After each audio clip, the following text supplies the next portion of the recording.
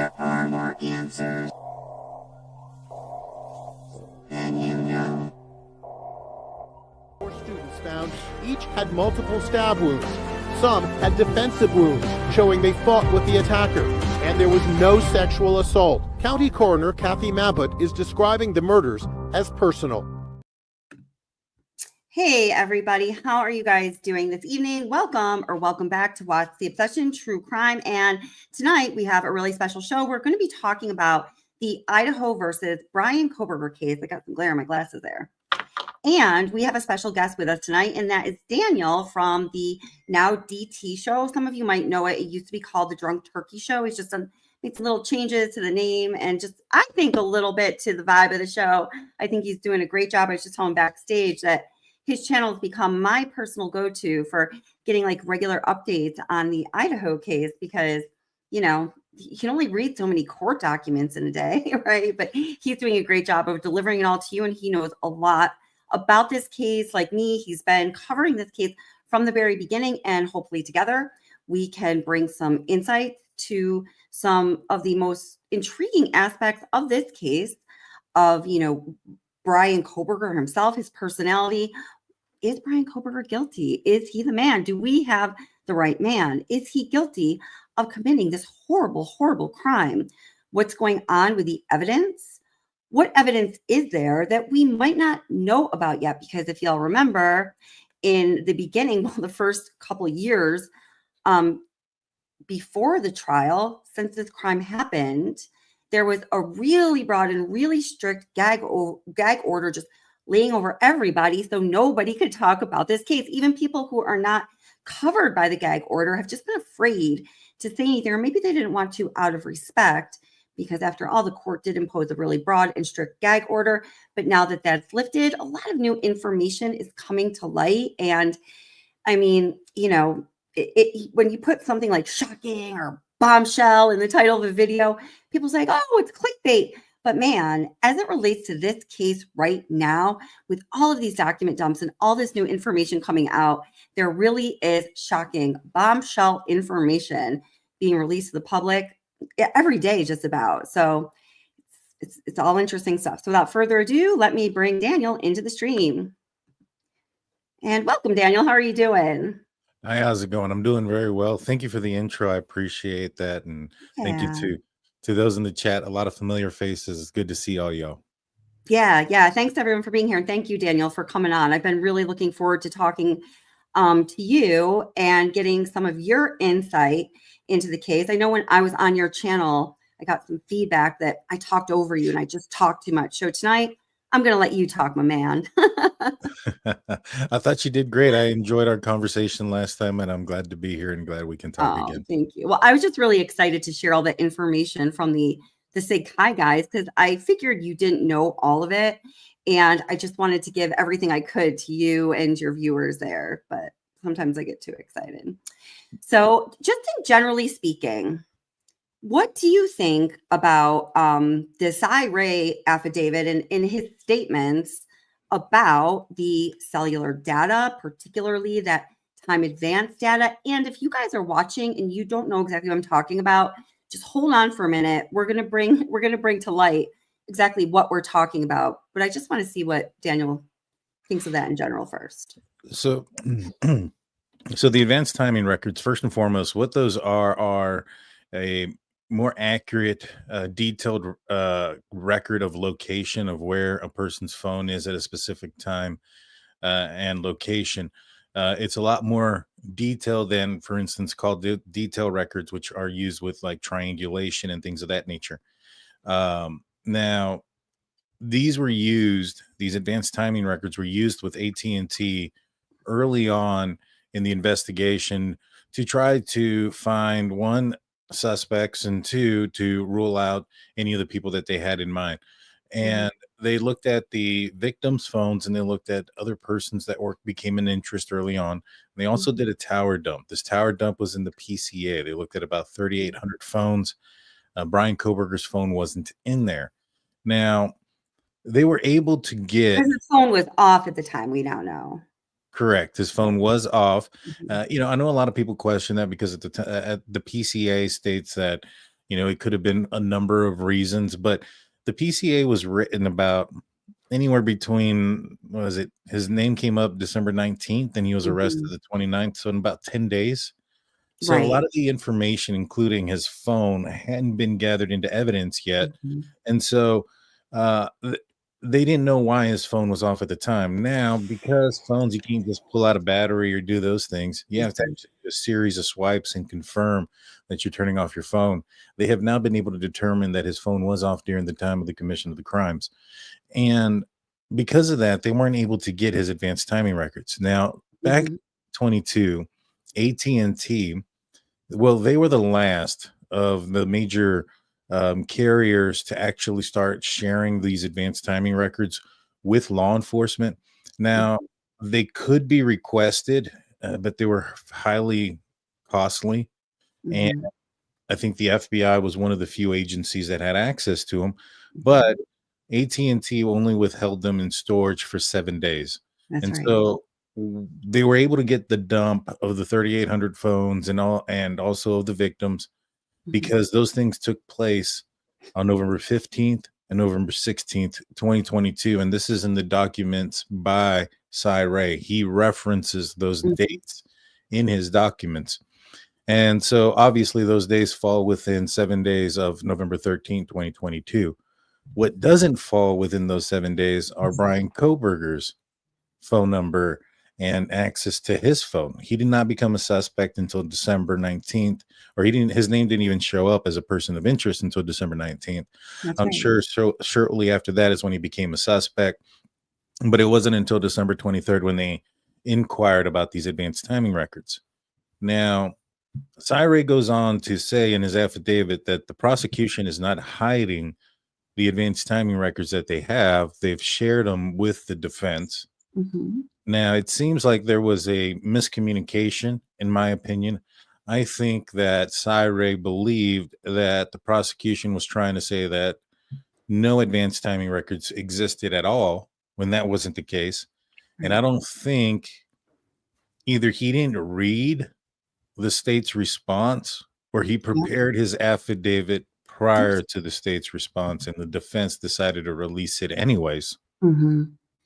But it does not appear that he was aware, which I also question, because in his affidavit he talks about working with the GLDC with Mhm. AT&T for Mhm. 15 years.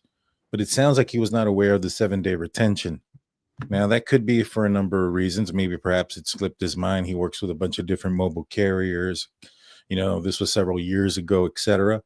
Mhm. But it appears he forgot all about these 7 days, because in every example that Syre uses, as far as the prosecution having these call detail records in 2022, were all within 7 days of the murder. So it's like, Mhm. I think he'd have an argument if he said, they had a suspect on December 10th or Mhm. December 1st, and they were able to get the call detail records. Okay, that's outside the 7 days. They have these detailed records. All right, you're on to something. You're on to something. But that's not the case in this situation. Yeah, I mean, I think that analysis is spot on. I agree. I think it's a really insightful analysis, and I think in that's a really good starting point. Thank you for giving that synopsis for everyone. That was great. For a starting point for talking about why this, that Cyre's statements are questionable. Now, you said that, maybe he, wrote that report before a certain time and the defense used it anyway, or maybe he just didn't have all the information. That might be the case. I have a slightly different take on, or a slightly different possibility. And what I'm about to show you is going to show you that either he or maybe the defense, on his behalf. And I mean, we don't know how he would feel about this now. How closely are they working together? Are they agreeing about what the defense is putting in their filings or what is released? How does he feel about how that might reflect on his reputation? Because clearly the man has a ton of experience, right? Mhm. I've heard some channels, even like, some lawyer channels saying like, oh, well, I believe everything he's saying because he wouldn't lie. He wouldn't put his reputation, his career on the line like that. Well, of course, that does make sense, right? Mhm. But, you know, um, there's a difference between lying as a legal standard, where it would be ethically, against, the oath that you've taken as a member of the bar association or as a practicing lawyer, and gaslighting. So I think this is in the category of gaslighting, and I'm going to show you a few reasons why. So first of all, let's take a look at the page or 2 or 3 from the FBI's CAST training manual. This was published in 2019. It's updated every 4 to 7 years. And, it tells you everything you'd want to know about how the FBI can access and how they should handle data from the cellular carriers when they're investigating a crime. So let me just bring this to the stream here. Now, first of all, I want to say, as I'm bringing this in, that, as you said, since Cybrae says that he has all this experience, and I'm sure that he does, and that he is accustomed to working with AT&T, and I'm sure other carriers, as well as the FBI, you think, would be intimately knowledgeable about the contents of this manual, right? So I'd hope so. So let me make that. Let's see. Let me just see what it looks like for our viewers here. Hey, Kylie, I'm going to take your comment down just so we can see this a little bit. I'd like to make that bigger. Let me try real quick. Okay.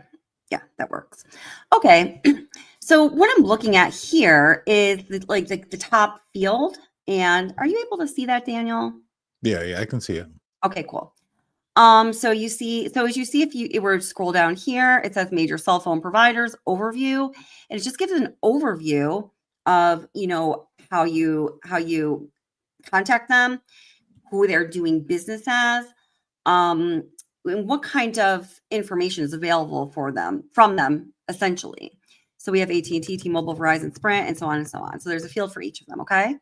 And I just want to note that for some of these carriers, that last box is empty, and we're going to see what that is in just a moment here.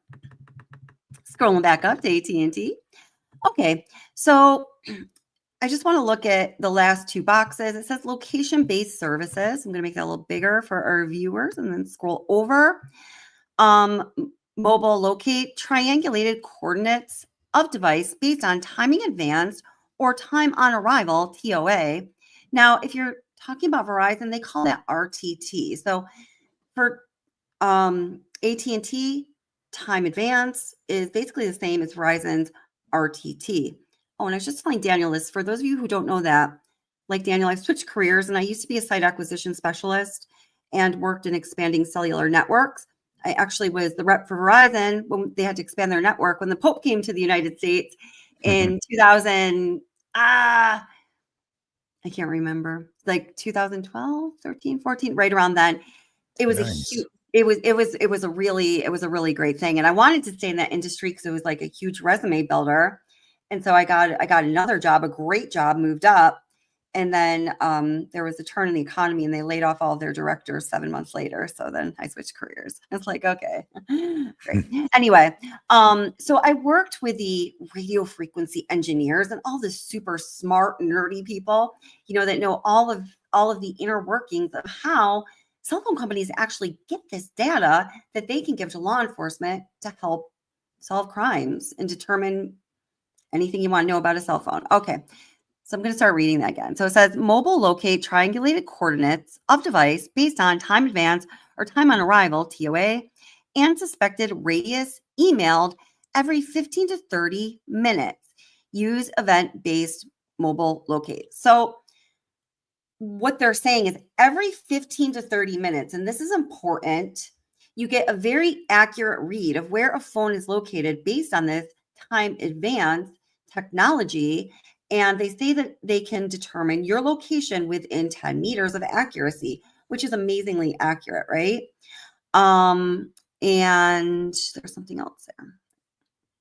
We don't need to know about the rest. So then the last box that says other, there's just a note there. And again, this is specifically about AT&T. And again, this is the FBI's CAST training manual. So it says use data cautiously during investigation. Do not, in all caps, rely on data for testimonies. So use data from AT&T, including, right here is listed, the time advance data. Do not, in capital letters, rely on data for testimony. So first of all, Daniel, what do you think of that? Well, that just, it's kind of crazy. Right. I mean, but here's the thing, though. Bryan Kohberger switched from, I believe it was Verizon to AT&T. Yep, that's right. Now, does Verizon have something similar? They do, and they have RTT, but Verizon of all the cell phone companies, Verizon works best with law enforcement.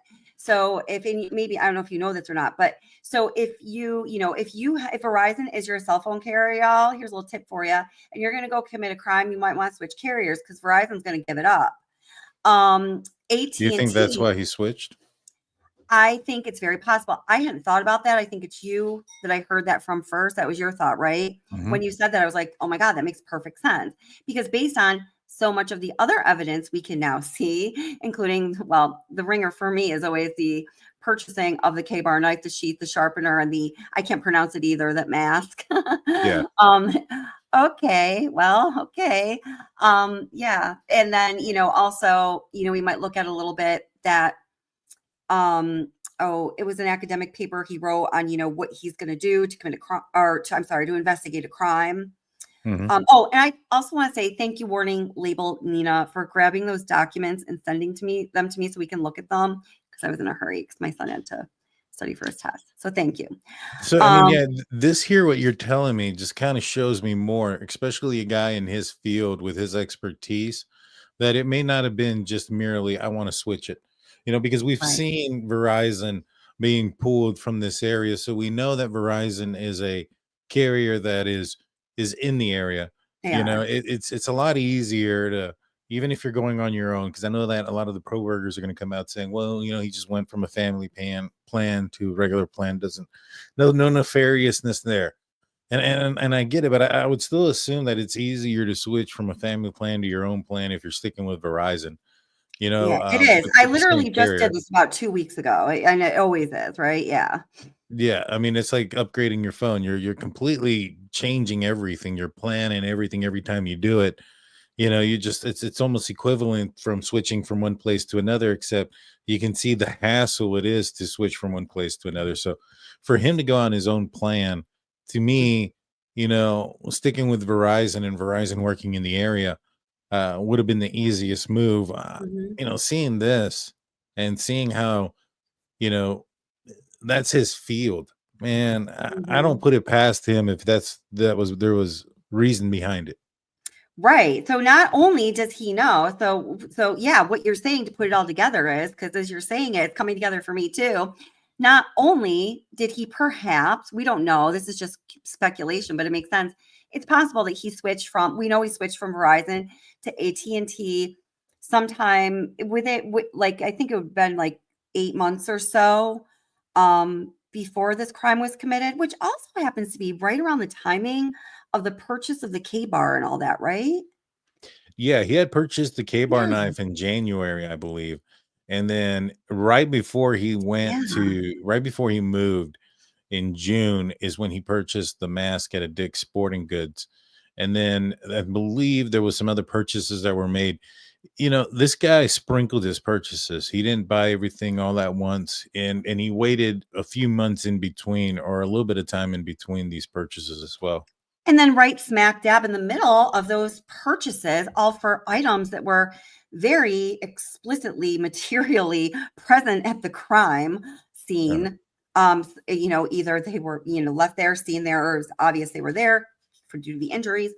Right in the middle of buying all that stuff, he also switches carriers. So is this part of his plan? Because I believe that he had a plan very carefully laid out.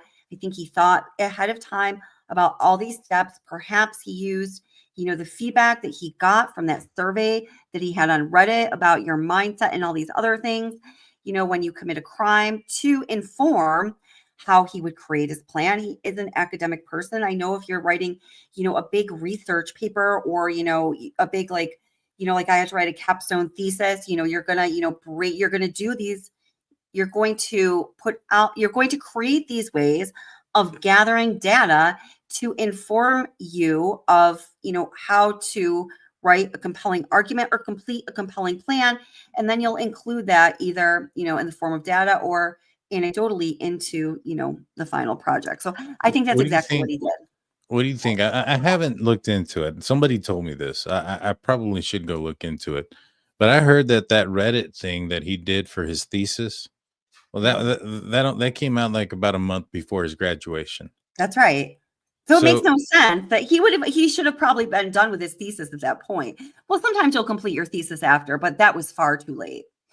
that's what I was going to say. Somebody that's done, a thesis. How do you feel about the timing in creating that Reddit report? I think it's suspicious. It is very suspicious. It was way too late for it to be utilized. I also heard when Dr. Ivana was on your channel the other day, I think she made some great points. She and I are in similar fields. She also said that, gathering that data through Reddit, that would not be like a scientifically valid way of gathering the data. And it also might not be sanctioned or, condoned by the overseeing university. When you're, at that point where you're creating a thesis, you're being supervised by the university. So you're a direct reflection on them. I agreed with her assessment on that. And also the timing is just way off. Here's another thing. I made a video about this one time. So when you look through that questionnaire, people, there's these different sections and different questions. What that entire survey is and I'll try to find the video to share with you, Daniel, and put in the description for you guys, because you might find this interesting.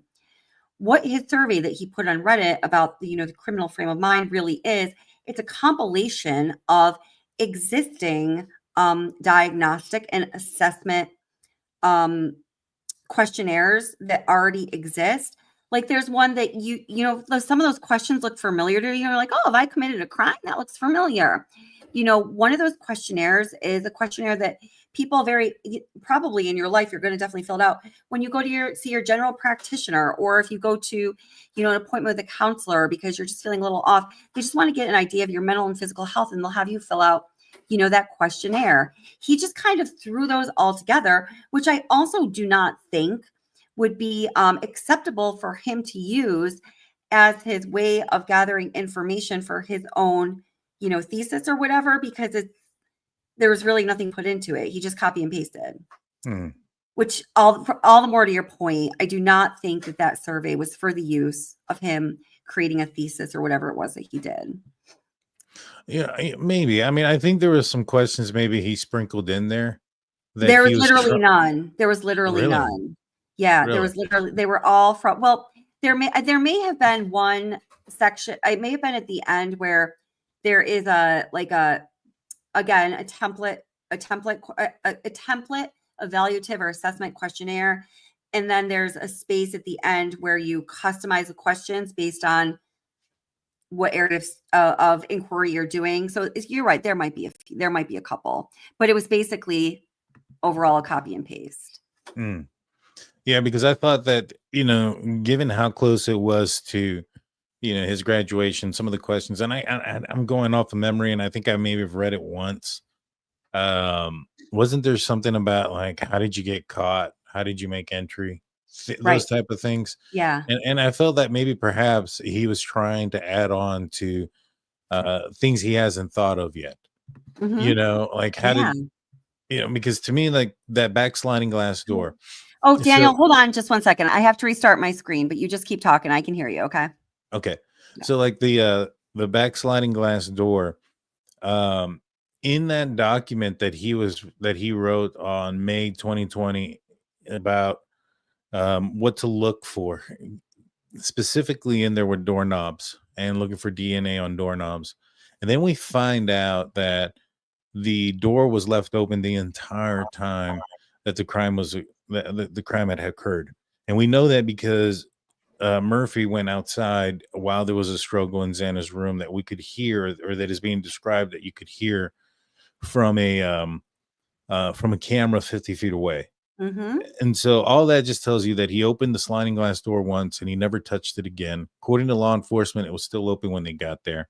That's right. And so, you look at that plan, or that what he would do if he was the investigator that he put out there, and specifically having that in there about the doorknobs and Mhm. checking for DNA on the entry exit point like that. And you see that he specifically left it open that way. I think that's a little bit of a connection there, in my opinion, of something he thought of and then acted out on. Mhm. And it may not be something that's huge, that you can overly prove, in court of law. But I think that it's a connection that I can make and say, all right, I believe that he thought of it there about the Mhm. doorknob and the DNA, and he practiced it here. Does that Yeah, make sense? absolutely. I think there is so much stuff like that, much to what you're saying. Yeah. I mean, I really think as we look at the evidence now that is coming out now, it is just unbelievable to me that in what his actions, what he did, and what he said through his writing, or he just laid it out for us, man. Like, I am the one who committed this crime. Here is my trail of breadcrumbs, and here's a whole loaf. Every now and then I'll throw you on. And it's just I don't know, it's really incredible for somebody who knows about how crime investigations work and was a criminal he was a criminal justice student. I think it's incredible. Well, I mean, he was probably thinking so much of all these little things like that. He Mm, missed a lot of big things. that's a You, good point. you, Yeah, you sure. get what I'm saying? And I Yeah. think because he was doing it on his own too. There's Mhm. no Right. assistant, there's nobody that was helping, none of that stuff. And so he's focusing in on, all right, leaving the store open, making sure I wear this clothing so I don't do this, don't do that. He forgot the knife sheath. He took the phone with him. Those Right. type of things occurred. Um, and he made a lot of mistakes, and those mistakes got him not necessarily caught, because I think, well, the one that's leaving the knife sheath is the one that got him caught. But he made a lot of mistakes, and I think a lot of that reason behind it was because he was trying so hard with everything else. Mhm. And I know a lot of people say, had he not left the knife sheath behind, he may have gotten away with it. And I think that's a possibility. But I mean, Yeah. we found out here recently that it sounds like the state is going to utilize some of Kohberger's family members Mhm. as witnesses, and it's been reported through sources, through multiple media sources, that the Kohberger sisters were concerned. Mhm. They expressed concern to the father. Mhm. They searched his vehicle for evidence, Mhm. and according to JLR, they, at least one of them, contacted law enforcement through a tip line and notified them of about their brother, and that Right. he had purchased the K-bar knife, and that he had purchased it during a specific time frame. Well, it Now, would have to be someone in the house, right? Because if that was found out through okay, go ahead, I'm sorry. and Howard Bloom, now, so Howard Bloom had came out and he had said that, and I'm not going to repeat everything. You guys can go in there and look at his interviews and read the books and the airmail articles. But, um, you know, I had a video, I think it was called something about the grand jury, and he had spoken about that there were some grand jurors that had spoken, Mhm. and that there was a witness, and that this witness, that there was something to do with Steve Gonsalves, and that the FBI basically said you couldn't talk to this witness because they called the tip line. Now, I have no idea if it's true or not. It's kind Okay. of like Bryan Kohberger's lawyer who doesn't want to know the truth about where Brian was that night. I don't want to ask Steve if he's talked to anybody in grand jury, because I don't want to know the answer to it. Right, You know sure. what I mean? So I'm not going to ask him that question. And but according to Howard Bloom and through his sources, um, the sister or somebody, it appeared, there was a witness that they almost got in touch with, but they couldn't. They were told to back off because of Mhm. um, they contacted through the FBI tip line. Now, you get all these little bits of stories here, and they all kind of make sense a little bit now once you Mhm. connect the dots. That, all right, maybe perhaps there was something there with the sisters. Maybe they did call in the tip line. I mean, there's only one statement that they've made the Kohberger family. And in that statement, they state they have fully cooperated with law enforcement. Mhm. And so, take that Yeah. for what it is. I think that means that they talked. I mean, I don't know what else fully cooperated with law enforcement could be. And I don't think anybody has come out, or as far as law enforcement, to say that they have not cooperated. Like for instance, the laundry parents or any of Mhm. these other parents who didn't cooperate, that was something that went out there. Right, That, right. that was out there, but that's not the case in this case. So Mhm. I strongly suspect we're going to find out that, um, the Kohberger family members, maybe one, maybe more than one, are going to be testifying against him. I think so as well. Yeah. I mean, I think you're, spot on with that. And, I think it is, they do live across the country, but I don't know, man, if my son was on trial, be going to trial facing the death penalty, I'd find a way to get my ass there, at least to some of the bigger hearings, I mean, I just wonder how they feel. I just feel so bad for them. I can't imagine, having to come to that realization. So I want to bring another document that was recently unsealed here, having to do with this time advance report. And we're just going to continue to take a look at for a moment how ridiculous Cy Ray's assertions are. And that once again, the court, the public, the potential jury pool is all being gaslit by the defense. Let's see, let me find my spot here first. Let's see. Well, here, let me bring it in and then I'll scroll through it. And welcome to everybody who's coming in. I'm so glad you guys are here. And with us is, y'all probably know him as Daniel from the DT, formerly Drunk Turkey Show. We're so glad that he's here. And of course, we are talking about Idaho versus Bryan Kohberger, the evidence. And we are deconstructing defense expert Cy Ray's report and statements that the state is, I mean, it's almost like based on what Cy Ray has to say in those documents, it's almost like they're going for a Brady violation. That the prosecution, that the state withheld. I mean, that is what is being explicitly said. They're saying that the state withheld this evidence, this critical exculpatory evidence from the defense. And that is what a Brady violation is. That's why Alec Baldwin's trial got dismissed. Yeah, Brady but they dropped their evidence. Like I said, I think Cy Ray prepared that affidavit a while ago. And if I was him, I'd be pretty upset right now that it was dropped after the state responded stating that that there was a 7-day retention. I mean, he went in there he was gloating too. He's like, I'm going to predict that this person's going to say this and that they're going to testify that this is that. And I was just like shaking my head. And then he's like, this is the most mischaracteristics of justice and all this other things. And I'm like, dude, you really are saying this after they said there was only a 7-day retention? There's no way. And it was cringy as heck.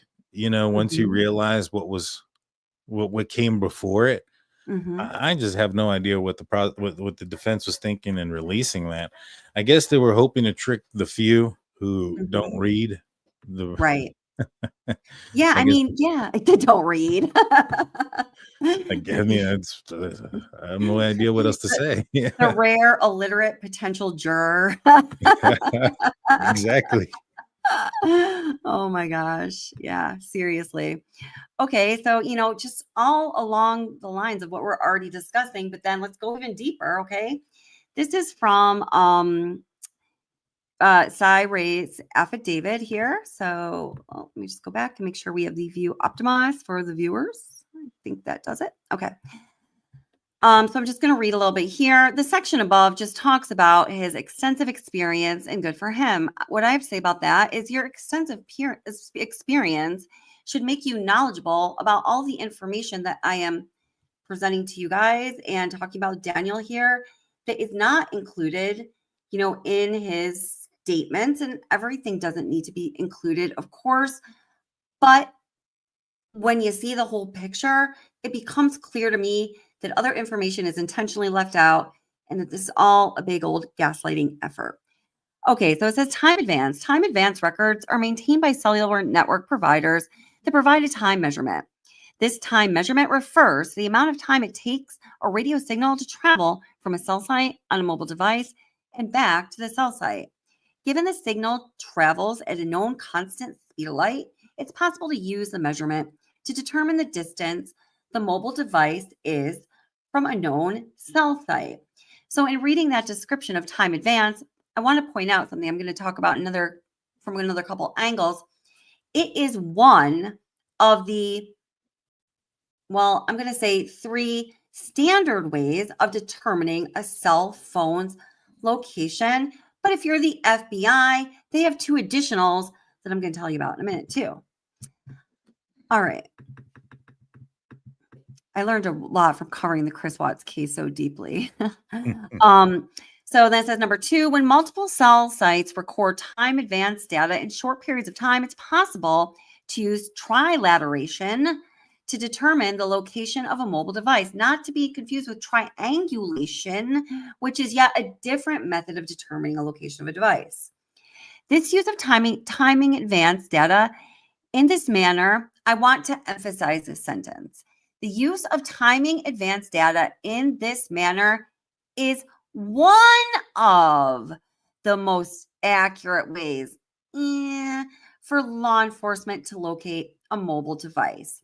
So he himself right here is saying this use of the time advanced data it's one of the most the accurate ways for law enforcement to locate a mobile device. Now here he's being honest, but as you read the rest of his statements and the way that this document as a whole is presented, it makes it seem like it is the gold standard. It is the way.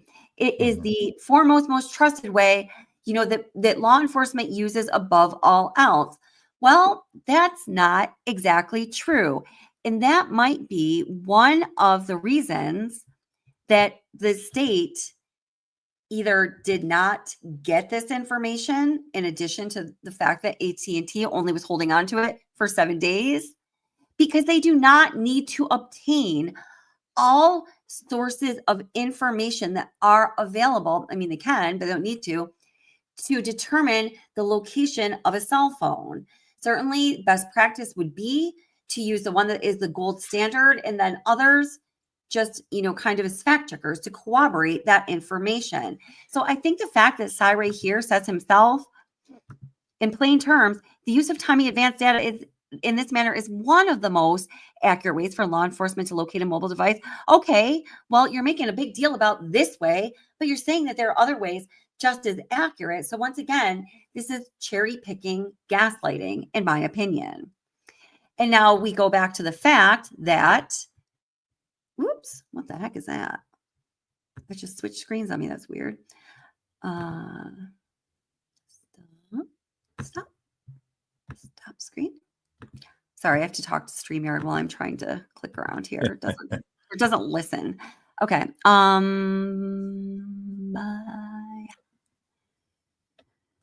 This one.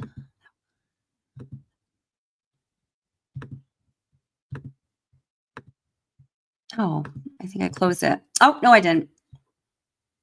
Bear with me, people. I'm one of those technologically illiterate people sometimes. Not really, but I feel like it. He also threw under the bus a FBI agent and law enforcement, right? So he said that he was aware of these advanced timing records because in August of 2021, an FBI agent gave him or showed him some advanced timing records from AT&T and then took them away from him. Right. And so he goes in to say that I know they exist. And when he said that, I was like, you don't have to point at August 2021. All you got to do is point at November 2022 when they got it for this case. Prosecution didn't hide it. They never they never hid it. They never hid any of that. And he's even saying that he's confused because he's got all these emails and all these things. And, it's in the PCA. They refer it multiple times in their legal documents, which is the PCA. And it just doesn't. I would have thought that it would have dawned on him like, hey, maybe I should be asking a different question. Like, they're not hiding this information. They're not keeping it from us. Maybe we're asking the wrong question or asking in the wrong manner. Like I said, I think it was a big misunderstanding because of the that they don't talk to each other very well. the Mhm. defense and the prosecution. There seems to be a lot of hostility between the two, which is not normally the case, to be honest with you. You know, when I've Right, gone into like when you've seen like normal cases without like the publicity, right, like this one or the Karen Reed case, you know, it's not often do you see the defense attorney and the prosecutor hanging out or having a good time afterwards. right. Yeah, you know, it's they know each other, they're familiar, they work multiple cases, they're you know, they're not mortal enemies. And in this case here, it's a little bit different than that. Not saying that they're mortal enemies, but there's some hostility there between them, I and agree. I think you can see that there. I think Um, you can too. When you combine the fact that Cy Ray himself said that the time advance records, he's like, it's one of the most accurate ways. But then you look at the FBI's CAST training guide, which I would argue is the gold standard, at least for training guides of all things cellular data acquisition and value in the law enforcement world. Remember, it says the top line here, if you weren't here earlier, is all about AT&T. And in the last field, in relation to the timing advance technology, it says use data cautiously during investigation. Do not rely on data for testimonies. So perhaps the state knows this through their experience, or law enforcement knows this, giving the information to the state. And this is why it's not being used. But we're making this whole big deal about should this have existed or not, and the state not getting it or sharing with us. And we wanted it. It's not the gold standard. What is the gold standard? Well, let me tell you. is it that gladiator thing? Yes, Psychic Daniel. Hey, It's I honestly guessed on Gladiator. that one. I honestly guessed on that one. That was good. Okay, okay, good guesser, Daniel. Okay, so Gladiator. So Gladiator is a forensic. It's a forensic bundle, I guess. Uh-huh. That the FBI uses. It's utilized, of course, along by the CAST team, cellular analysis. What is the cellular analysis something team? I don't know. Mhm. So let me just read you a little bit about.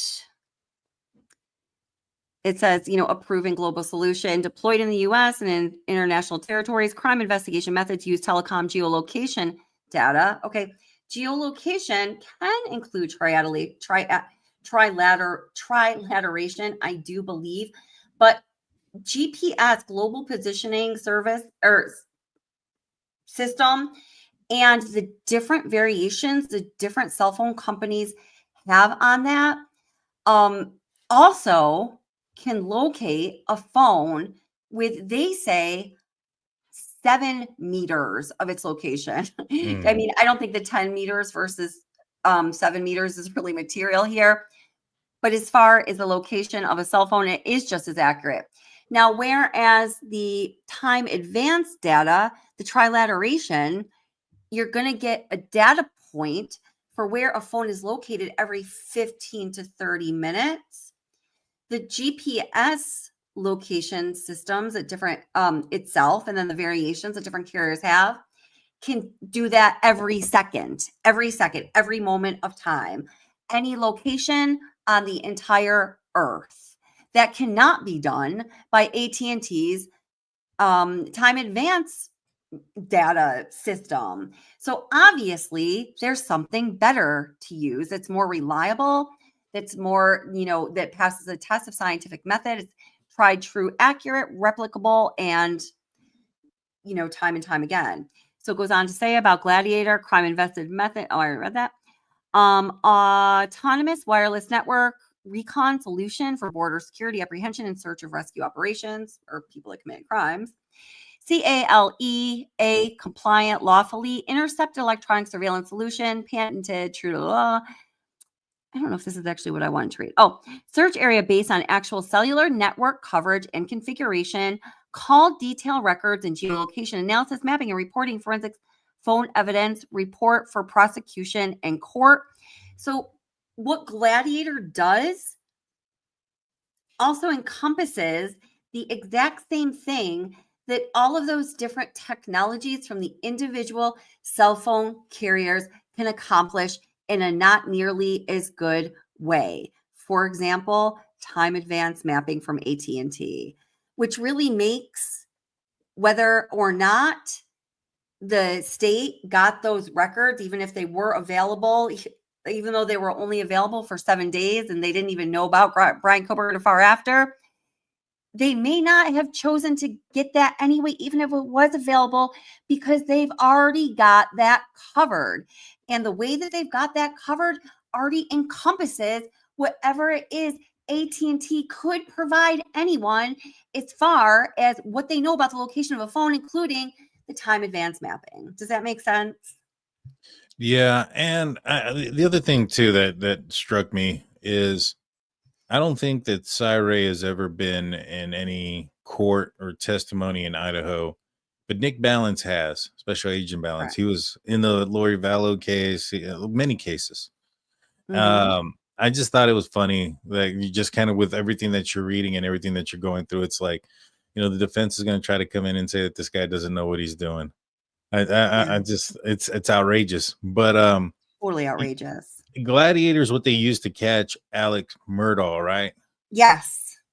That's what I remember it from. That they were Yep. able to determine which direction the phone was traveling, if it was laying sideways, upward, a bunch of different things.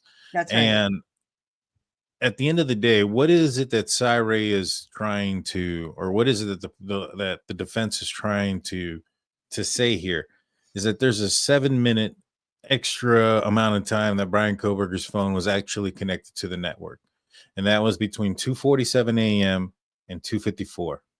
And what they said is important is the way that vehicle is, the direction that it's traveling, meaning that and what they're trying to say is exculpatory, is that because at 3:02 there is a white sedan that is on SR 270 that passes in front of the Floyd Cannabis Shop, and at 2:54 or at 2:47, when his phone turns off and he continues to head south or whatever for 7 minutes, we mapped it out a little bit, and if he would have just turned his phone off, busted a U-turn, he would have been about 6.5 miles away from the Floyd Cannabis Shop, and he's got 7 minutes to get there.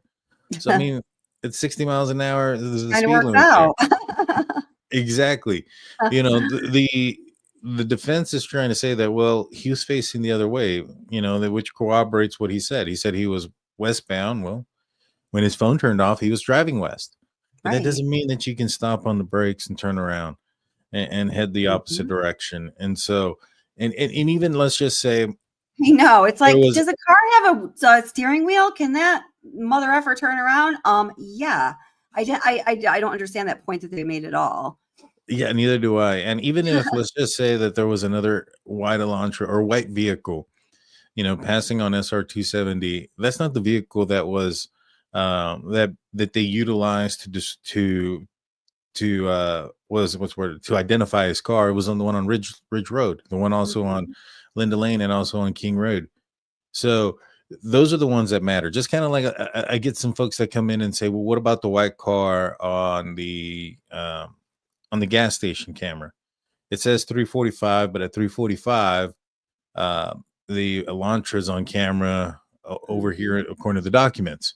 Well, first and foremost, according to the same documents, the other 2 times where they refer to 2 other gas stations, those were the 2 that were not on time. So what are the chances that the 3rd gas station is probably out of time also? Probably. It's probably not accurate.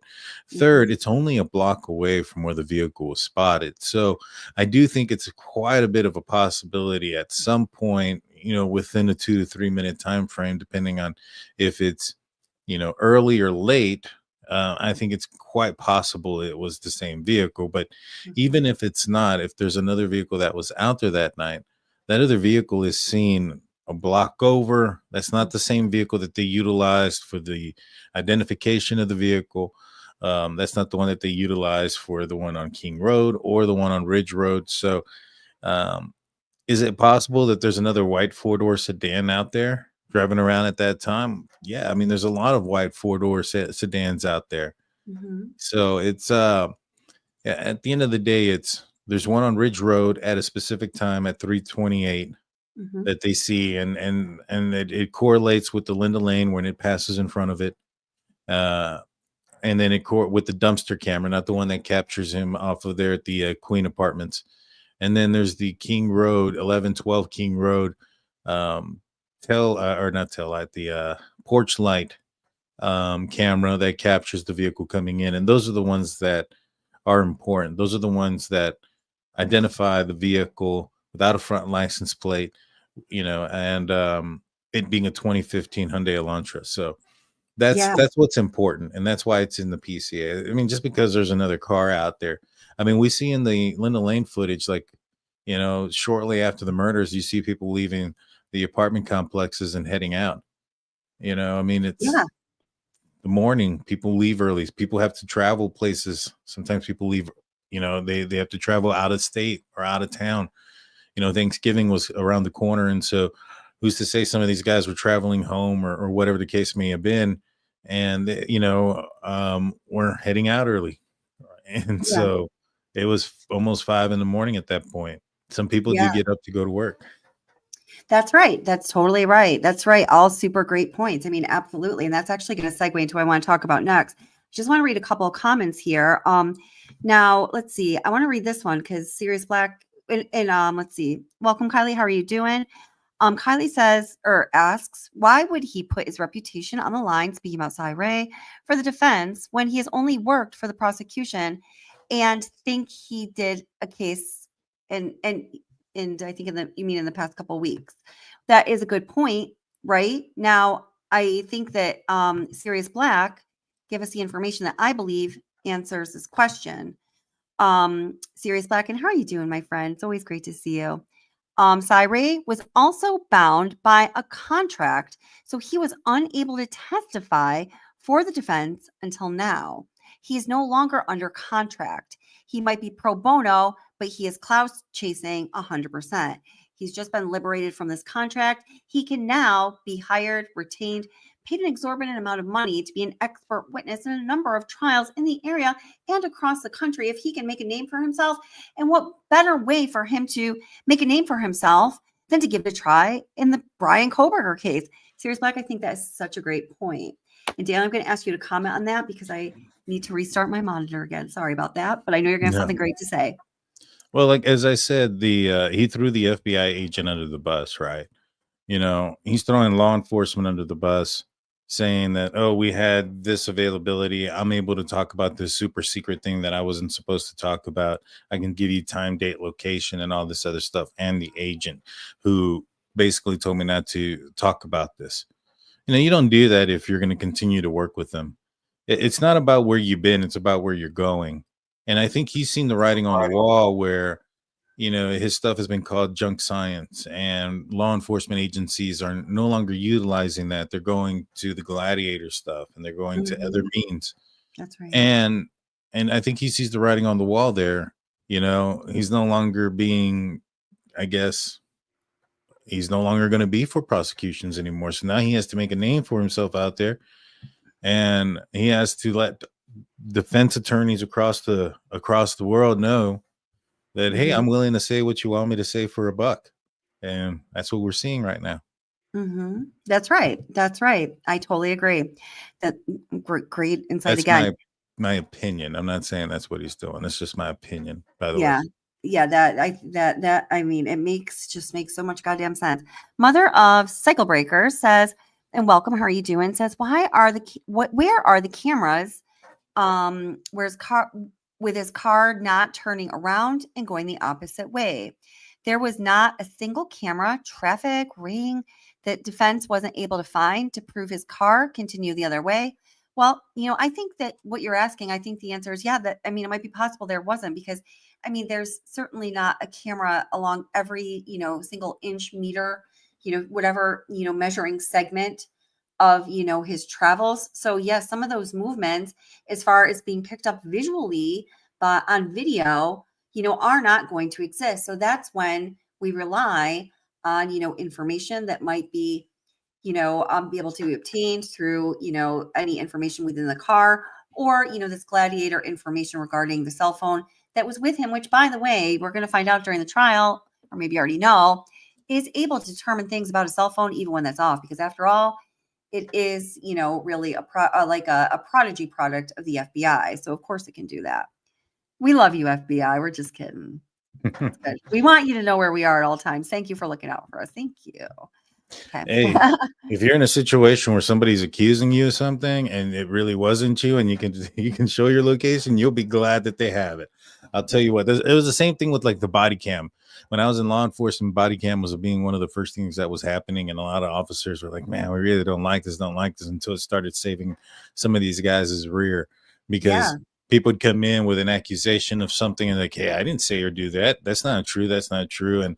And well, let's look at the body cam, and then boom, sure Yeah. enough, you know, it saved their rear. So you know, it's kind of the same thing. I mean, it'll save your butt if you're in a situation where, let's just say, you are being accused of something and you didn't do it, and you were actually at a park looking at the stars. Well, now you might actually have something if you kept your phone on you and you left it on. You might be able to prove that be the case. Yeah. Yeah. Yeah. Yep. So now we're going to switch gears a little bit. So I was telling you when we were just chatting before the stream, that, you know, and some of you, I'm sure, have heard this. I've talked about this channel a few times because I have always just had, I guess I have a gut feeling. And then also just, you know, looking at it is more than a gut feeling, you know, doing some voice comparisons and comparisons. Well, I have a feeling that this video recording, you can't really see anything other than a blank screen. So it's really an audio recording of that was posted on Facebook so long ago. And I'm so sorry that I lost my file where it had all of the metadata for this video that told us like what, well, not necessarily when it was recorded, but when it was like put on Facebook, when it was put out there, and I cannot find it now. So if anybody does know that, please email me or let me know, because I think that's just a really important piece of information I would like to have, but I just can't find it anywhere. And the person is talking about the crime, and they say, you know, I learned all this information from a friend of mine who's an investigator. This is not known to the public yet, but let me tell you about what happened in the crime. Okay. So Daniel thinks that he, you know, saw this a while ago, but isn't really super familiar with it, which I'm really glad about, because I want to see his reaction. So I'm going to bring a video Before we start, I Yeah. do want to respond to the last person that said that, you know, him turning around. I just Yeah, pulled up please. Google Earth. There isn't a camera there that would capture him turning around. And I mean, I'm looking at it right now. You know, in the direction that he was heading, or claiming that he was going, he could have easily just turned in there and then turned his phone off when he does the turnaround. Right. Because of the exit to get onto 270, it's before you get to the traffic lights. And so there is no camera that would have captured you turning around and going the other way, which is something I'm fairly positive he would have known. Yeah. Yeah, absolutely. Really good point. I don't know. But yeah. Sometimes oh, go ahead. Yeah, no, I'm sorry. The lady brought it, or the lady had brought it up saying, "Hey, well, why isn't there cameras of him turning around?" You know, the other thing too is I went and I pulled up a bunch of different cameras, or I pulled up Google Earth, and I went and I did the entire trip that he took, that I suspect that he took to get out of the neighborhood to get all the way back to Pullman. And the first camera that I come across isn't until I get into, I think it's Unionton, Washington. So the entire Idaho side, there is no cameras whatsoever. It's just nothing but farms. I mean, you don't see anything there. Right. It's very barren. Exactly. And so, and then there are businesses, but they're a little bit of a distance. This was at night. You know, how are they going to be really able to pick something up? I'm not sure. But that was in Unionton. That was the first one. And so I think it was very strategic in the manner in which he did a lot of the things that he did. And this one being right here where he supposedly turned around and stuff. I'm glad she brought that up, because I I didn't think about that, and I wanted to go look, and now I have something to talk about the next time I'm on the show, because I'll bring it up and I'm going to show it. Awesome. Awesome. Wait, but this person says, I always, if we kind of interpret someone wrong, I like to let them clarify. So my other cycle breaker says, no, LOL, it came out wrong. I was responding to someone claiming that his car was going the opposite way. I agree that he turned around. Okay, all good. Oh, It was okay. good thought anyway, though.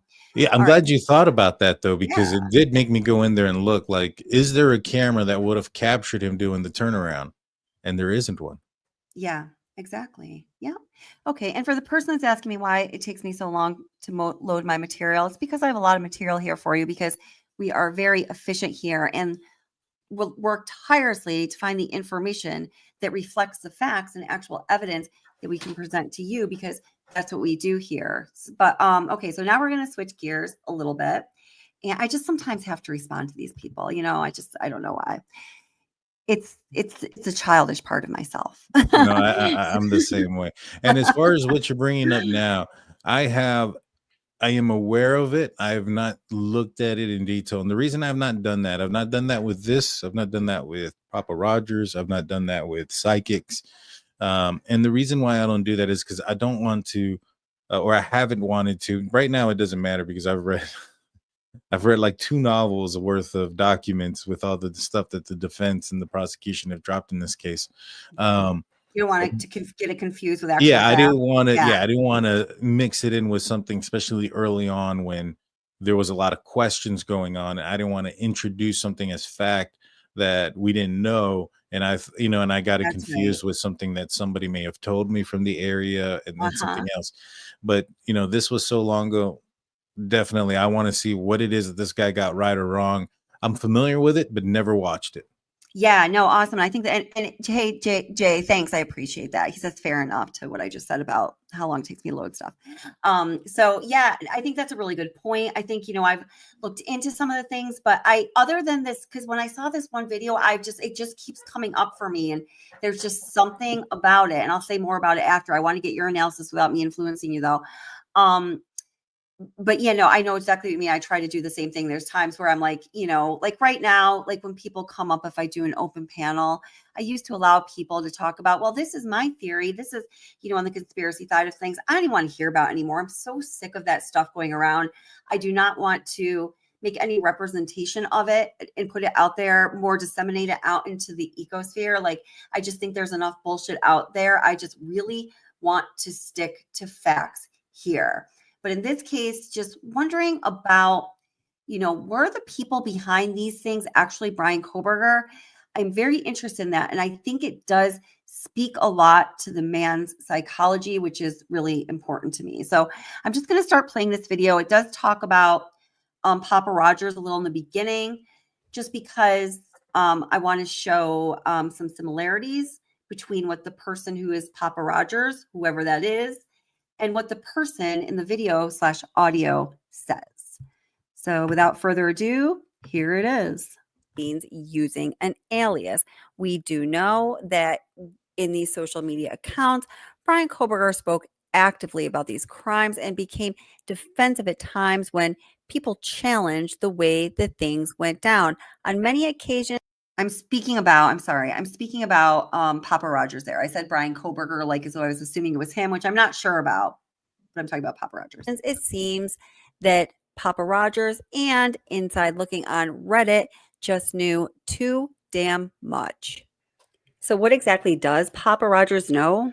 Papa Rogers seemed to know a lot that ended up aligning almost exactly with the actual details of the crime as they were eventually told through the probable cause affidavit. And remember, at the time of these postings, that information had not been released to the public. It had not been released to anyone.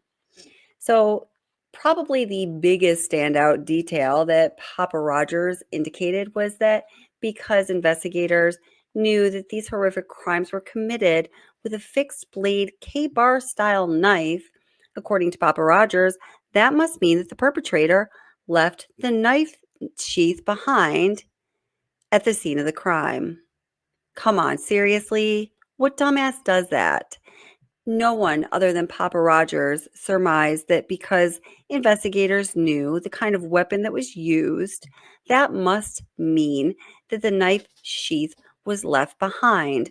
Papa Rogers knew that because that knife sheath was weighing so heavily on Bryan Kohberger's mind, he just couldn't help but probe and put some bait out there to see if anyone would bite. He wanted so badly to know what law enforcement knew, of course, because he knew how badly he messed up. One post I'd like you to take note of and just tuck it away in that file that has a tab that says, going to revisit soon. So Papa Roger says, killer parked behind the house, approached property through tree line, entered sliding door and left it open, committed crime and exited sliding door. One weapon according to coroner's statement. Time of crime approximately 3:20 to 3:40 a.m. according to car fleeing scene and on camera on Highway 8 at approximately 3:45 a.m. So then there's this, and this I believe is the Bryan Kohberger social media connection that most people give the Daniel, least just one amount second. of credibility. I'm going to have you but come on that for some just 1 second. reason, Okay. You know, one thing that I noticed about the whole Papa Rogers and the oh gosh, what's what I'm looking for? Is, you know, the walking part. I think that could have been determined pretty easily right away, just because nobody was oh, where's captured Daniel? right away. Is Daniel there? Oh crap! Did I kick Yeah, I'm him right off? here. That's. Can y'all see me? Oh yeah. Okay, cool. Okay, sorry. Something just really strange has happened. I'm so sorry about that. So I mean, what do you think about, just before we go on to the next part of it, what do you think about, Papa Rogers and, him bringing up the knife sheath and mentioning times that were just so super accurate. Now, remember when Papa Rogers was active on social media, Reddit, was it? Or, Mhm. um, Facebook. Facebook, Inside Look. Okay. The PCA wasn't even out yet. So what do you think about that? So that is weird. The knife sheath and him knowing about the knife sheath. Now the walking part to the house, I think that would have been something that was obvious to put out there, that somebody drove there, they didn't walk there. Sure. Reason being is because how long it took to find somebody. They could have canvassed the area. It wouldn't have been very difficult to find somebody. So the fact that it took a while, those things were pretty easy. I'm trying to think. So at the time, I know that they were looking for K-bar knives, or they were looking for knives in several different places. Mm-hmm. And that was one thing that was rumored out there. Now, I don't think the knife sheath was. I think that's interesting. That's interesting for him to say that, and that's be That's the reason. really, I mean, that's psychic, man. If if it was somebody that wasn't there at the crime to say that, like that's wild. I agree. I think that it would have been a. I like to see more of what he said outside Mhm. of just that. You know what I mean? Because Yeah. I really didn't Oh look at yeah. everything he said. I don't know. I don't know much of what he said. Mhm. I don't know much of what inside. I don't know anything of what Inside Looking said. I'll be honest Yeah, with I you. don't know. I don't think Inside Looking. I in my mind kind of discounted Inside Looking as, I think it was just a person commenting on the case. Just participating in a discussion. But I don't know. I am curious about Papa Rogers. Now, okay, so I'm just going to continue on with this, and we're going to go into that video / audio recording. So, and I do a little like very informal voice comparison here, but since I created this video, which was like a really long time ago, we do have more samples of Bryan Kohberger's voice. So we'll just play that at the end to have a listen. So, I mean, if it gets really boring for you, I talk about the different elements of speech and what a person sounds like here, because I think it's important to understand when you're listening to this person speak, because that's all you have to go by, and asking, is this Bryan Kohberger, if you want to ask that question. Again, at one point, I thought this became a little bit extra to talk about, but now that we have so much actual evidence and fact out there, it's kind of, I think, just interesting to talk about again. So here we go. Bryan Kohberger's voice, as we know it to be his voice, via the voice message that he left a hairdresser requesting a haircut back in June. Now here it is. Hi, my name is Brian. Would you be able to give me a haircut tomorrow by any chance? Hi, my name is Brian. Would you be able to give me a haircut tomorrow by any chance?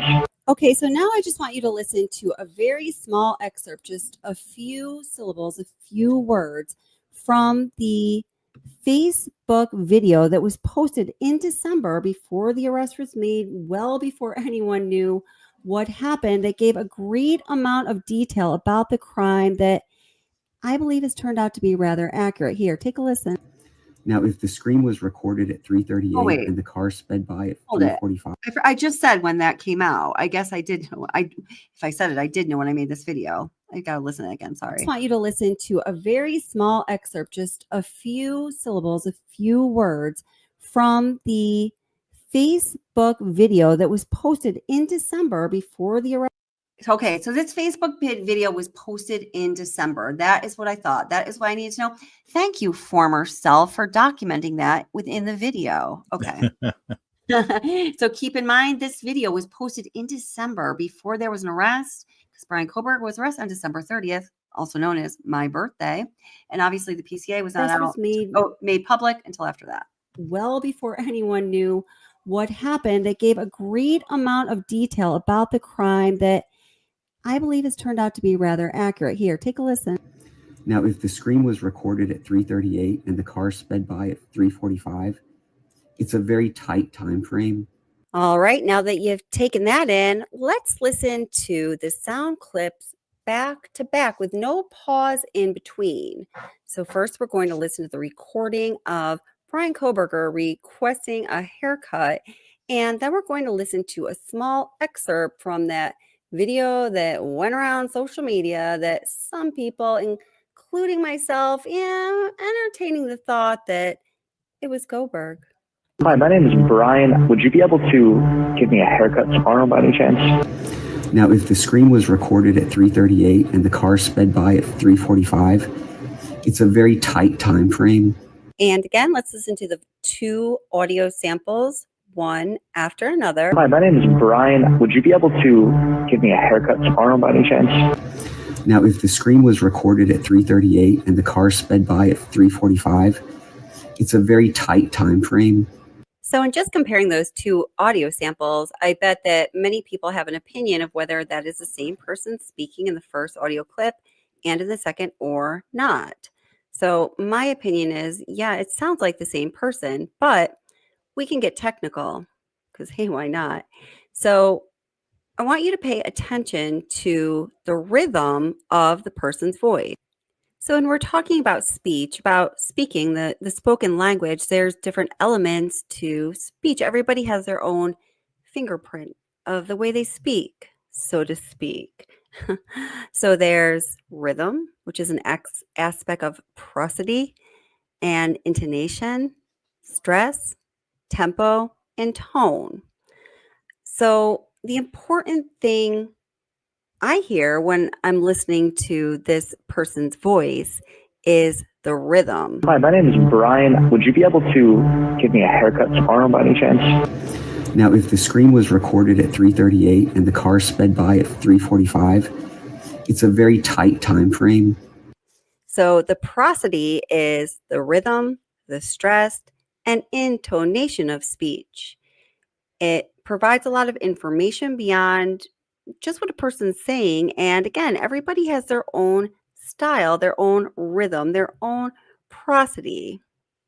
So this includes the pitch of the voice. It can vary between low and high, the length of the sounds, varying between short and long, loudness, prominence, varying. Can you go back to when he says that again?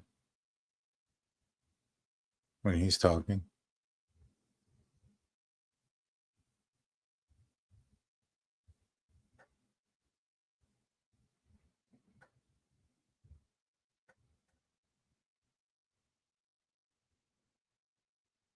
I don't know if you can hear me. I can't hear you. I think you might be on mute.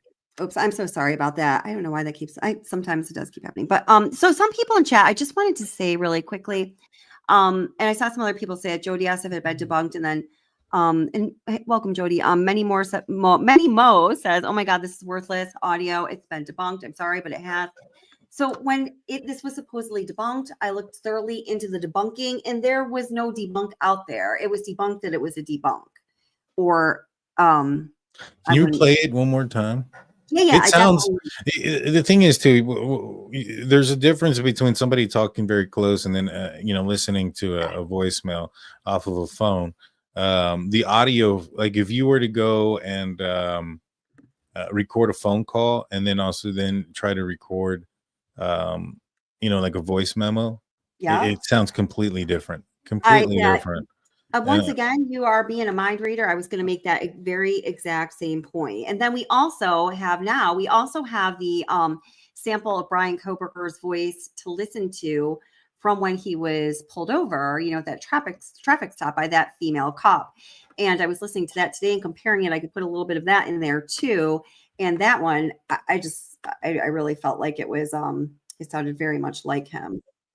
Yeah, I'm trying to go through right now real quick because he mentioned some specific times there. Now he's off obviously on when the murders occurred. Yeah, but that could be purposefully. Exactly. But he did mention 3:45 and I think 3:28. Is that the other time that he mentioned? I mean, those are times that he went in there. That the vehicle was there. That caught on to that. Let me see that one more time though. I want to see. Yeah. I want, because isn't there like a reflection? I had my eyes closed so I can listen to him. I'm gonna play what I'm gonna do now is I'll just go forward. I'm gonna play the whole little spiel through that he said. I think it's like 3 or 4 minutes long. So I'm just gonna move forward in the video and we'll do that. Okay.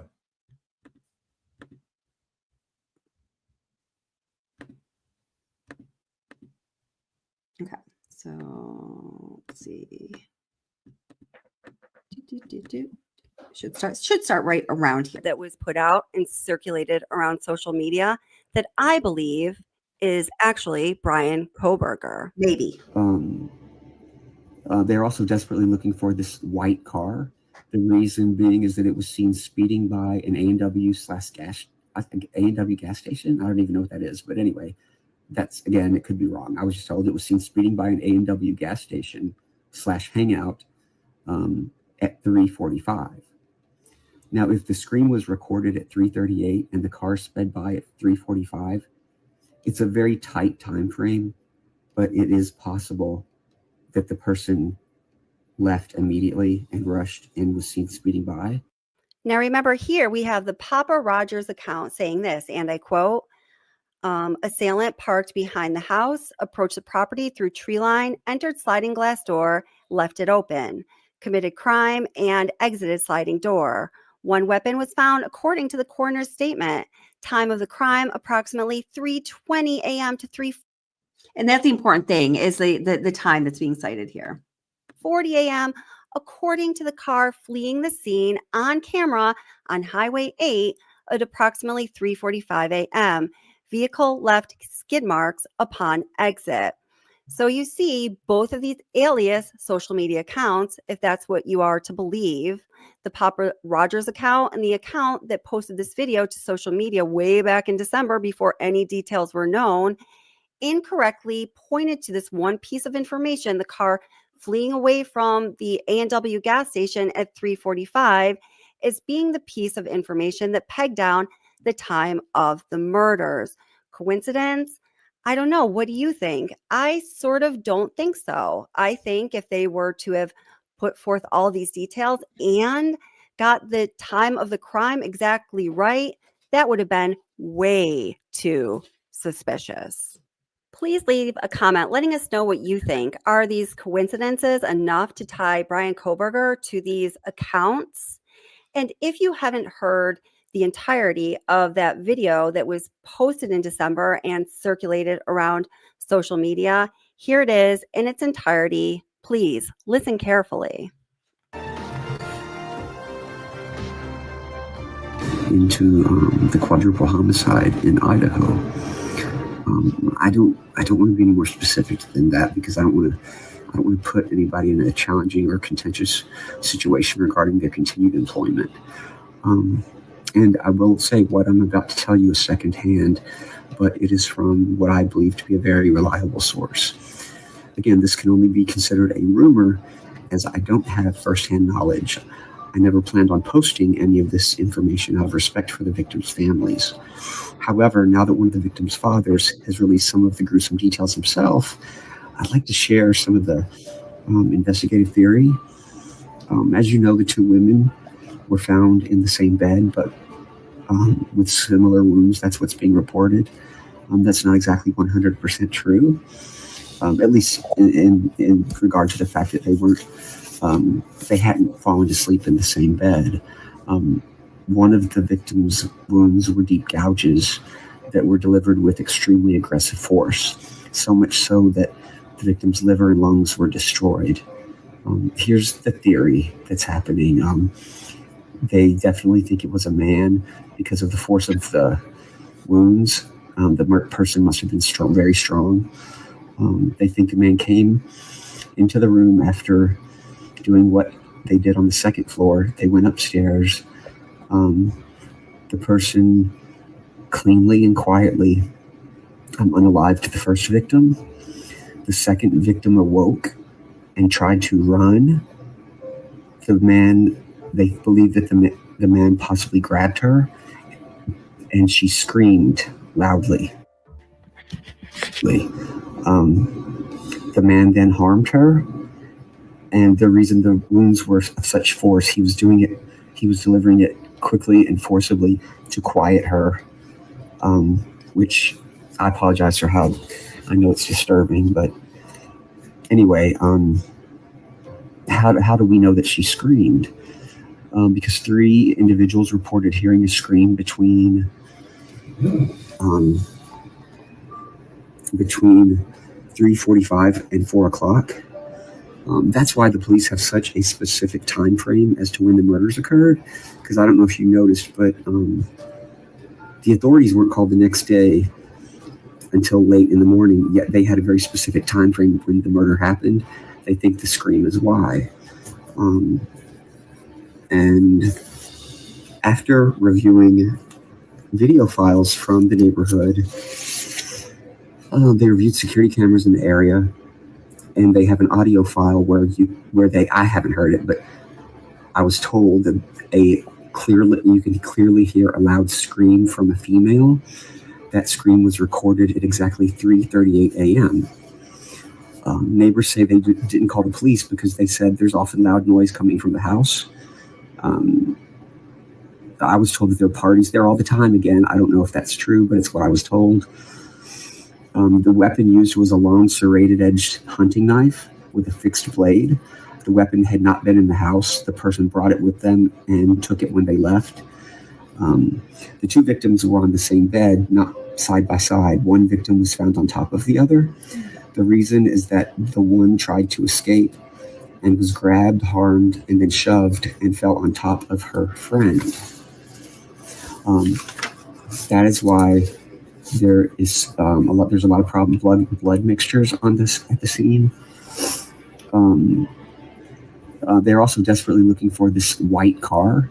The reason being is that it was seen speeding by an A&W gas station. I don't even know what that is, but anyway, again, it could be wrong. I was just told it was seen speeding by an A&W gas station / hangout at 3:45. Now, if the scream was recorded at 3:38 and the car sped by at 3:45, it's a very tight time frame, but it is possible that the person left immediately and rushed and was seen speeding by. Also, the scream may have been what caused the person to quickly leave. That scream could have been what saved the other 2 roommates' lives. The person knew that they might be detected, so they sped away. Again, this is all just rumor. Take it for what it is. I just pray for these young people. I hope they rest in peace and that they're. You got a lot of stuff right, a lot of stuff, wrong, but there was quite a bit there right. It's weird. But I mean, how can I put this? I can't hear you, by the way. I don't know if you're still on mute or not, but I know for a fact that people were aware of somebody that was inside the house and that there was a masked man, and that people knew about that early on. That rumor started to spread. In fact, that rumor reached us to our email, me and the guys, and we actually thought it was so bad we didn't think it was real. We're like, somebody saw somebody in the house, masked intruder. They saw what happened and didn't call 911. So we were a little bit, me and the guys were like, I don't know about this. So we put it off to the side, and then sure enough, it came out to be true. And so, but I know for a fact that it was also being said early on. If this guy lived in the area and he was of that age, he may have gotten word of some of that information, but it's interesting. It's interesting. What do you think? I think you're still on mute. I don't hear anything.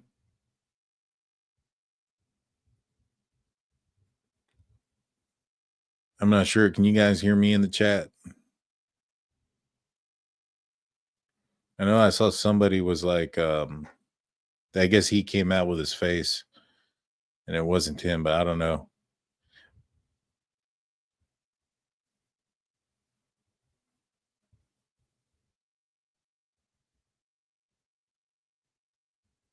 They hear me. Okay. But not you, Kelly. All right. It might be something to do with the video here. A lot of people are saying that they saw his face.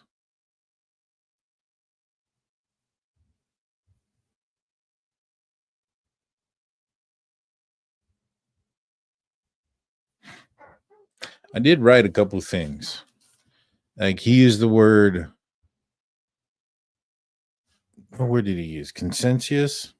And then he also said share. Kind of weird. But those are the kind of the two things.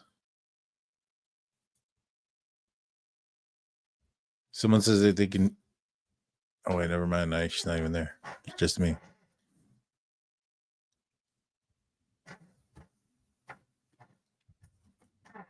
I still can't hear you. I don't know if you can hear me. I can't hear you, though.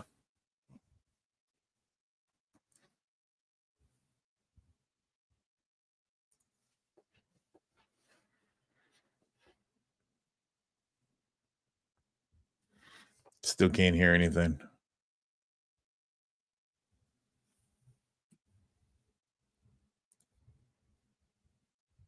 I do think that there's a little bit of a oh gosh, how can I put it? Like like to what he's saying.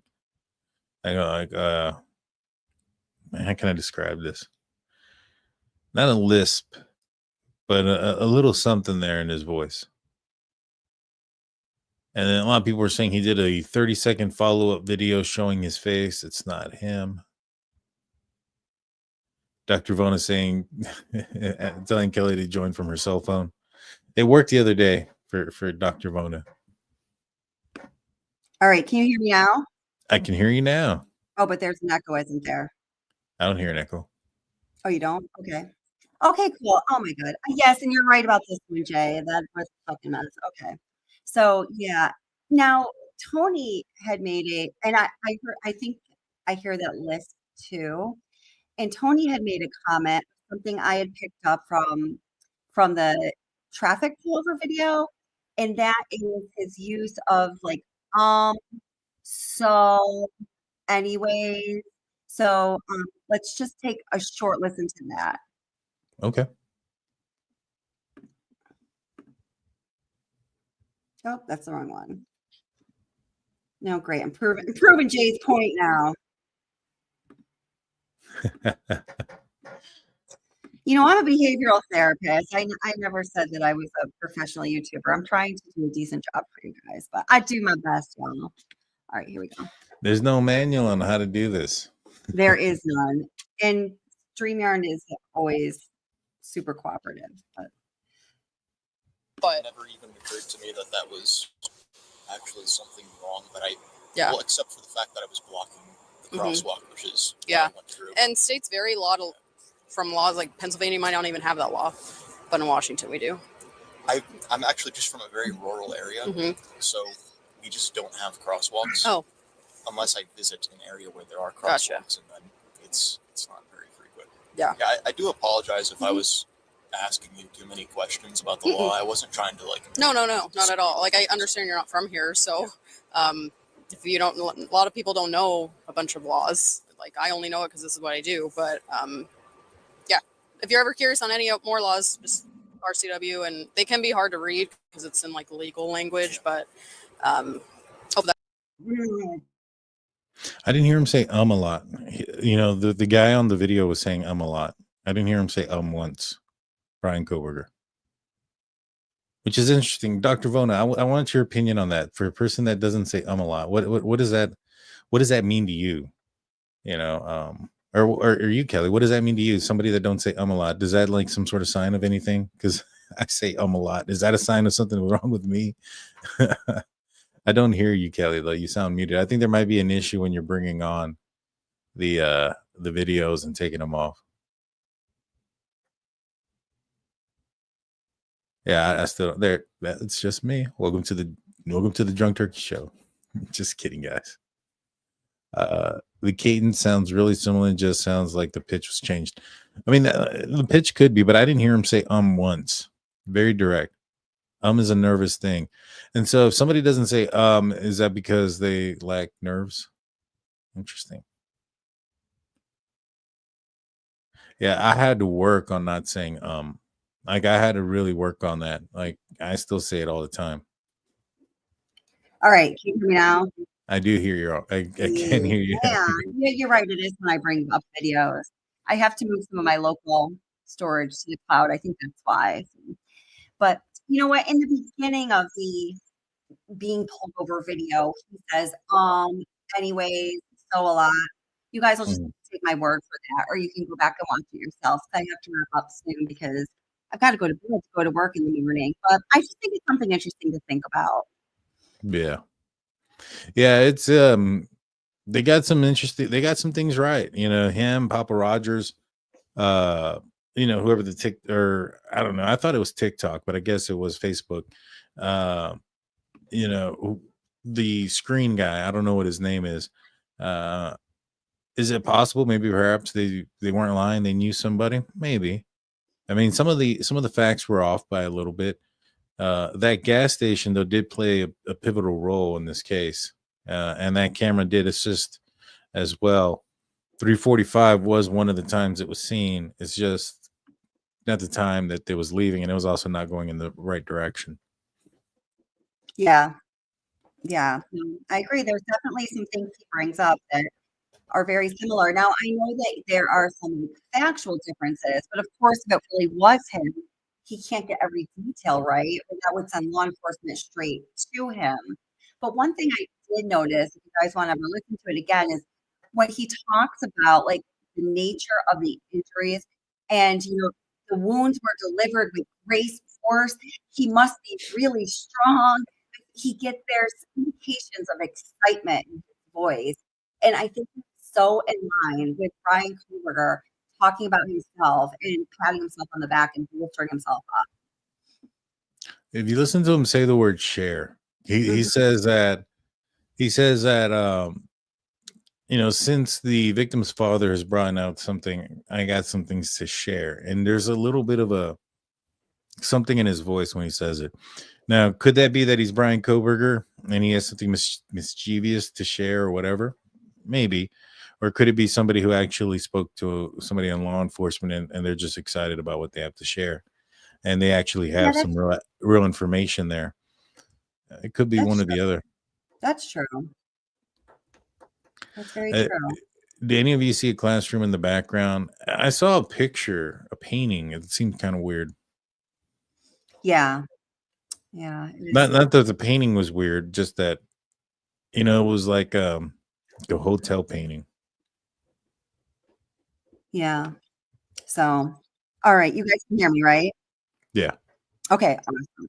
Okay, so I'm gonna wrap this up. But Daniel, Okay. thank you so much for coming on. I just, I love how you're covering this case. I love hearing your assessments. Let's definitely do it again. Do this every how often because I think we have a great conversation. Thank you so much. I really appreciate you.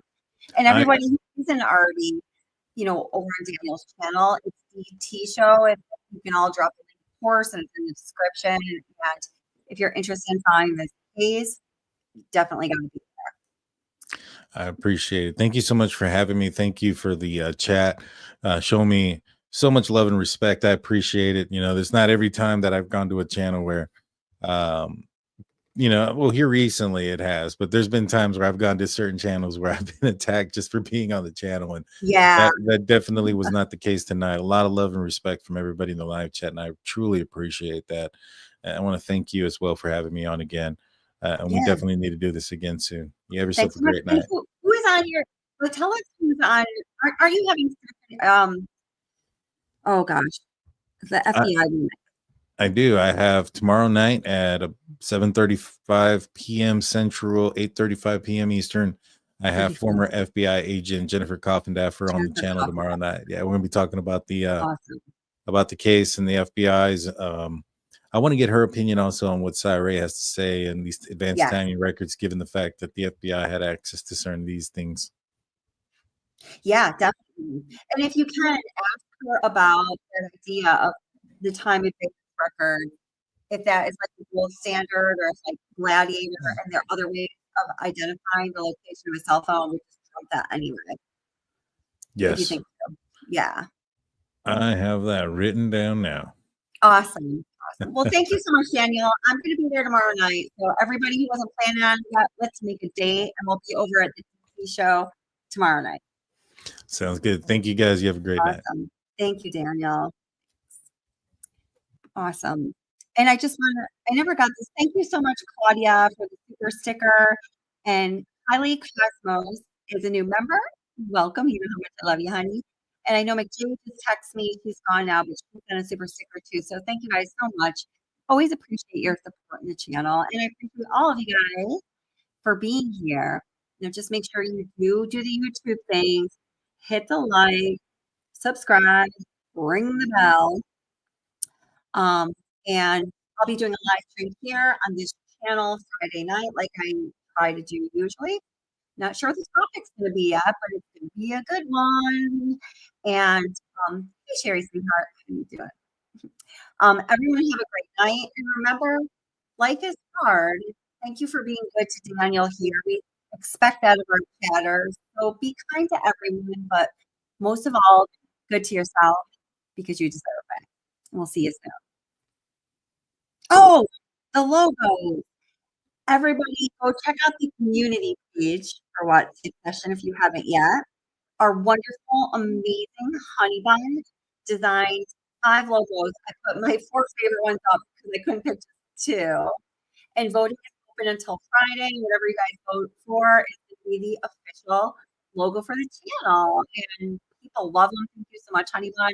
So definitely go over there and vote for your favorite logo. All right. Thanks so much, guys.